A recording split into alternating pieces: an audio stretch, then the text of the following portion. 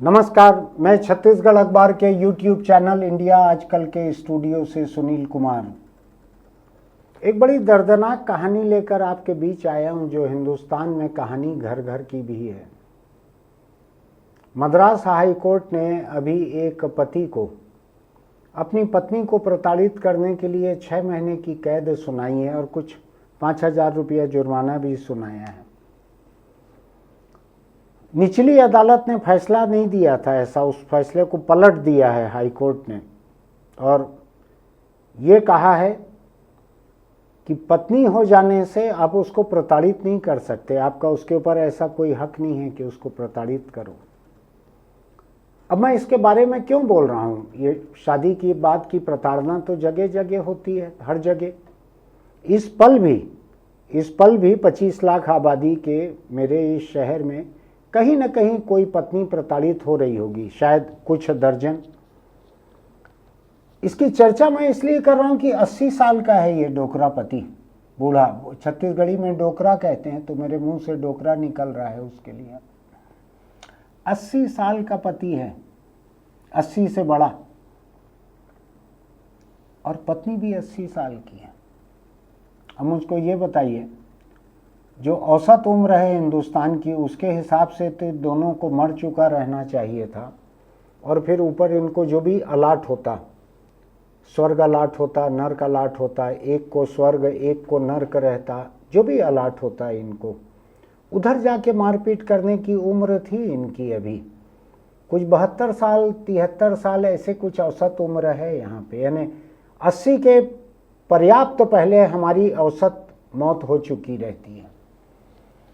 अब 80 से बड़े हैं ये लोग दोनों, और ये बुढ़ऊ जो है अभी तक पत्नी को प्रताड़ित कर रहा है, तरह तरह से प्रताड़ित कर रहा है। उसको धार्मिक रीति रिवाज नहीं मानने देता, खाना नहीं देता है, बंद करके रख देता है, उसके रिश्तेदारों से पैसा भी मांग रहा है। आप सोच सकते हैं, दहेज प्रताड़ना जो रहती है उसका कानून हिंदुस्तान में 7 साल का है। शादी को 7 साल हो गए तो उसके बाद उसको दहेज प्रताड़ना मानकर ऑटोमेटिक इंक्वायरी चालू कर लेना, ऑटोमेटिक दहेज प्रताड़ना का केस दर्ज कर लेना, ऐसे नहीं होता है। अगर ठोस सबूत रहें, ठोस शिकायत रहें तो होता है, वरना मान लिया जाता है कि 7 साल के बाद तो आप ठीक से जीना सीख लोगे। इधर 80 साल की उम्र तक नहीं सीख रहे हैं। और शादी कब हुई है? 65 में। 65 यानी आज से 60 साल पहले। 25 साल इधर हो गया और 35 साल उधर हो गया, तो 60 साल हो गया। 60 साल पहले शादी हुई है, उससे ज़्यादा। उतने में भी रहना नहीं सीखे, अभी भी बुढ़ऊ जो है बीवी को प्रताड़ित कर रहा है, खाने नहीं देता, बंद कर देता है, पूजा पाठ नहीं करने देता, जो भी उनका होगा। अदालत हैरान है इसको लेके। वकील ने कहा कि साहब इतनी उम्र हो गई है, तो कहा रे उम्र हो गई है, अभी प्रताड़ित करते जा रहा है ये पत्नी को, उसके लिए बूढ़ा नहीं हुआ है, उसके लिए एकदम जवान हट्टा कट्टा सांड जैसे प्रताड़ित कर रहा है। हालांकि सांड ऐसे प्रताड़ित नहीं करते हैं, मेरे मुंह से निकल गया है। तो अदालत ने कहा कुछ नहीं, जाओ जेल जाओ, 6 महीने के लिए जेल भेजा है हाई कोर्ट ने। मैं हैरान होता हूं कि महिला की इज्जत कहा है, ये हाई कोर्ट ने कहा है, बताता हूं आपको मैं। हाई कोर्ट ने कहा है पति को यह समझना चाहिए कि पत्नी की सुख सुविधा, उसकी सुरक्षा, उसकी जरूरतें और उसका सम्मान, ये बुनियादी वैवाहिक जिम्मेदारियां हैं जो पति को भी पूरी करनी है, पत्नी को भी पूरी करनी है। केवल ये नहीं कि एक नौकरानी चाहिए दिन में और रात में बिस्तर पे चाहिए देह सुख के लिए, इतना नहीं है शादी। शादी इससे ज़्यादा है, ये कहा है। और जो सेक्स विशेषज्ञ हैं वो भी यही कहते हैं कि आप दिन भर महिला से मजदूर जैसे काम लो, दिन भर उसको अपमानित करो और रात को उम्मीद करो कि वो बिस्तर पे पहुंचते ही सेक्स मशीन की तरह, जो वो कुछ पोर्नो देखते हैं ना, ऐसे शुरू हो जाए वो मशीन की तरह वहाँ पे, ये उम्मीद भी करते हैं लोग। तो हाई कोर्ट ने साफ कहा है कि महिला की सुख सुविधा, उसकी सुरक्षा, उसकी ज़रूरतें और उसका सम्मान, ये प्राथमिक वैवाहिक जिम्मेदारियां हैं। 80 साल के बूढ़ों को ये समझ में नहीं आ रहा है अभी। अब 6 महीना जेल में चक्की काटेगा, निकलेगा नहीं निकलेगा वहाँ से बाहर पता नहीं मुझको। लेकिन ये सिलसिला जो है ये केवल तमिलनाडु के किसी जगह पे है ऐसा नहीं है, ये देश में जगह जगह देखने मिलता है। मैं पहले जब साहित्य खूब पढ़ा करता था, उस वक्त हिंदी की एक लेखिका शिवानी की सारी कहानियाँ, सारे उपन्यास सब मैंने पढ़ लिए थे, कुछ भी नहीं छोड़ा था। उसमें एक जगह उन्होंने पहाड़ का कहीं का जिक्र किया था कि एक बालिका वधू जैसी छोटी लड़की की शादी किसी बुढ़ऊ से हो जाती है वहाँ, और वो बुढ़ऊ जो है खाने के बाद में वो लड़की बैठ के खिलाती है जो उम्र में उससे कम है। अब वो बालिका वधू थी कि थोड़ी और उम्र हो गई थी, युवती थी, मुझको ठीक से याद नहीं है। वो खाता था और खाने के बाद में उस थाली को पत्नी की तरफ बढ़ा देता था कि खा ले तू भी। और अगर मुझको कहानी ठीक से याद है तो थाली बढ़ाने के पहले थूक देता था उसमें और देखता था कि अब खाती है कि नहीं खाती है। महिला की प्रताड़ना जो है उसके हिंदुस्तान में उसके तरीके, उसकी तरकीबें, ये जो चाइनीज टॉर्चर टेक्निक्स कहलाती हैं, बड़ी कुख्यात हैं दुनिया में। चीन की प्रताड़ना करने की तरकीबें, तकनीक बड़ी कुख्यात हैं। जैसे किसी से पूछताछ करना है, जानकारी उगलवाना है, कुछ करना है तो कहा जाता है कि let us apply Chinese torture techniques.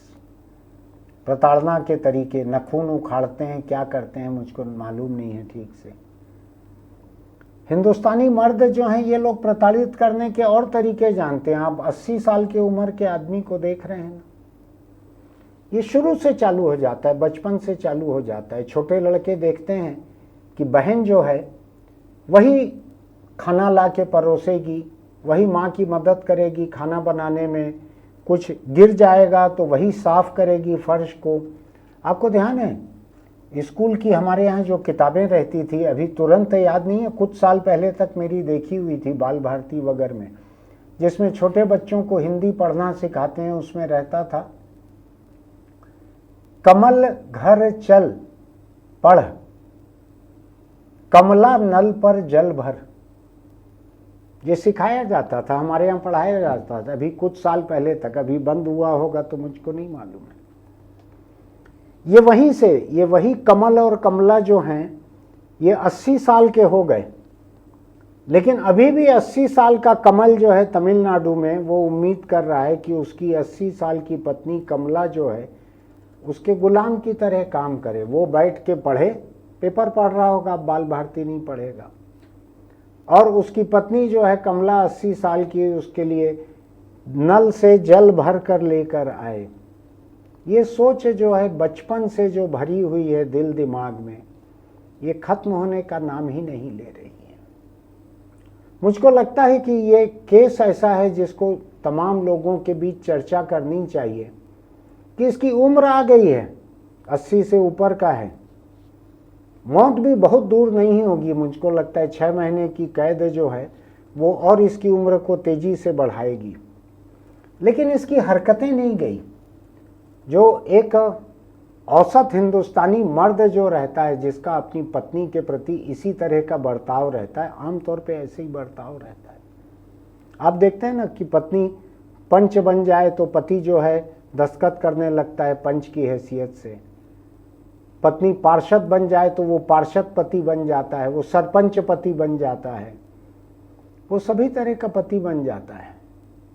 तो कुल मिलाकर मैं ये कहना चाहता हूँ कि हिंदुस्तान में पत्नी को गुलाम मानकर चलना, जैसे उधर वो है ना अफगानिस्तान वगैरह के और सीरिया वगैरह के नहीं है, तालिबान और वो IS के आतंकी, ये लोग जो छोटी छोटी बच्चियों को भी सेक्स गुलाम बना लेते हैं और कहते हैं कि ये बिल्कुल इस्लाम के मुताबिक सही है। ध्यान है ना आपको, ऐसी खबरें बहुत सारी आती हैं। ये हिंदुस्तानी मर्द जो हैं इनमें DNA का एक छोटा सा हिस्सा कोई उधर से भी आया हुआ है, वैसे काफ़ी लोगों में आया हुआ है उस तरफ से डीएनए, अभी बोलूँगा मैं तो बड़ा बुरा लग जाएगा लोगों को, लेकिन महिला प्रताड़ना का एक डीएनए उधर से भी आया है। इधर भी राजस्थान में इतना लंबा घूंघट रखो, हरियाणा में भी है शायद लंबा घूंघट रखो, जीन्स मत पहनो, मोबाइल यूज़ मत करो, कई तरह से औरत को गुलाम बनाने की टेक्निक जो है, चाइनीज़ नहीं है, इंडियन टेक्निक है, इधर भी चलती है। आप बात कीजिएगा अपने आसपास के लोगों से कि महिला अधिकार के बारे में क्या कहना है। 80 साल की उम्र में भी जाके बुढ़ऊ को अभी तक उसके घर वालों से, बीवी के घर वालों से उगाही करना अभी सूझ रहा है। पता नहीं क्यों जज ने 6 महीने के लिए ही जेल भेजा है।